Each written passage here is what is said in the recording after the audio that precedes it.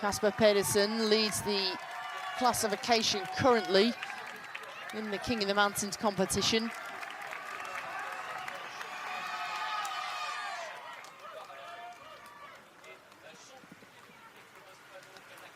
Max Walker wanting to try and stretch things out. He clicks it down a gear and starts to wind things up. A big acceleration from the Manxman. You can see that he's putting his breakaway companions into a little bit of difficulty. Does he believe that if he takes these points with that kind of advantage onto the plateau, down the descent, can he try and steal a march and take a stage victory?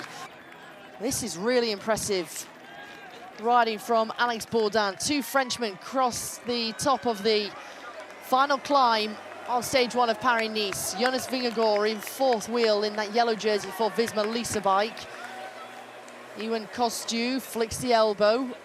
Axel Zangler's made his way over the top of the climb. So sprinters have made it over the top of the steep gradients, despite the pace, despite the accelerations, courtesy of Ewan Kostu.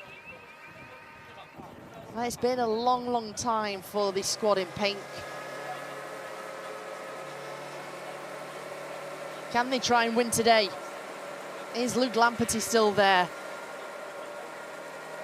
Marijn van den Berg is also another good option for EF Education Easy Post. I've been active with Max Walker out front. And there are plenty of sprinters who will relish the opportunity and the chance to try and take a victory in Paris-Nice. EF Education, Easy Post go on the right-hand side, Visma Lease bike on the left, the faster line being on the left-hand side of the roundabout.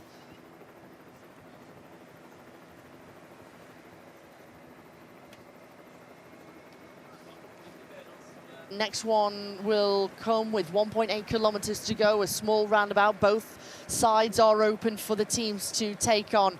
Don't forget, they're all going to be fighting their way into the final 800 meters, because that's where that final left-hand turn comes, where it starts to narrow, and being in position there is absolutely critical.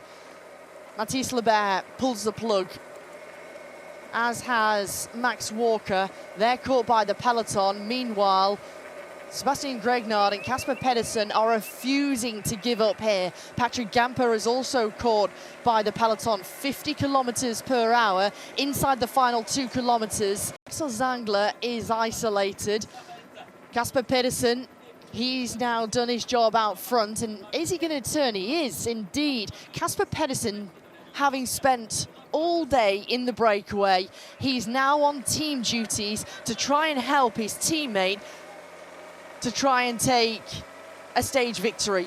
Fabian van den Bosche is the rider who Casper Pedersen will be looking after, one of their new recruits, the 25-year-old Belgian rider. Here is the final left-hand corner as they all start to fight, and the team that have won the positioning into that final left-hand turn, that is Decathlon CMA CGM. There's a crash with 3 riders who are caught up, 2 of those being from Bahrain Victorious. A huge shame for them, and another crash on the left-hand side. This is 61, and this is Lenny Martinez, stage winner in Paris-Nice back in 2025, who has been caught up. He'll be credited with the same time for the general classification, however, but leading out the sprint here is number 66, well, 166, and this is Marijn van den Berg, who has got Luke Lamperti, by the looks of things, on the wheel. Look at this, EF Education Easy Post looking for their first victory since the Tour de France last year. Coming up fast on the left-hand side, Case Ball now starts to open things up. Biniam Girmay is waiting patiently, but he's got to try and find a way through on the right-hand side, but he's boxed in. Luke Lamperti is going to come to the line, and Luke Lamperti gives EF Education Easy Post their first victory of 2026. He just couldn't manage to get through, could he? Completely boxed in. Luis Aular, meanwhile, look at the way that the Venezuelan champion just snuck through there to take 3rd place, and meanwhile, Aular, the Venezuelan champion, in 3rd, Milan Frentzen in 4th.